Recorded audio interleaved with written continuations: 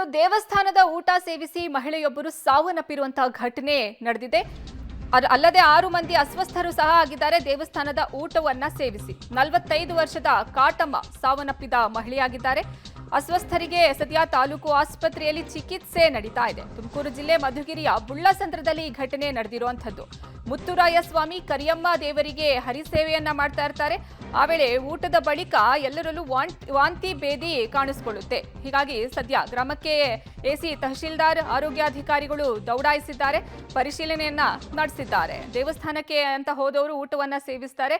ಊಟ ಸೇವಿಸಿದ ಬಳಿಕ ಅಸ್ವಸ್ಥರಾಗ್ತಾರೆ. ಈ ಪೈಕಿ ಓರ್ವ ಮಹಿಳೆ 45 ವರ್ಷದ ಕಾಟಮ್ಮ ಸಾವನ್ನಪ್ಪಿದ್ರೆ 6 ಮಂದಿ ಅಸ್ವಸ್ಥಗೊಂಡಿದ್ದಾರೆ. ಸದ್ಯ ಅವರಿಗೆ ತಾಲೂಕಿನ ಆಸ್ಪತ್ರೆಯಲ್ಲಿ ಚಿಕಿತ್ಸೆಯನ್ನ ನೀಡಲಾಗ್ತಾ ಇದೆ. ಸ್ಥಳಕ್ಕೆ ತಹಶೀಲ್ದಾರ್ ಆರೋಗ್ಯದ ಅಧಿಕಾರಿಗಳು ದೌಡಾಯಿಸಿದ್ದು ಏನಾಗಿದೆ ಘಟನೆ ಬಗ್ಗೆ ಅವರು ಪರಿಶೀಲನೆ ನಡೆಸಿದ್ದಾರೆ.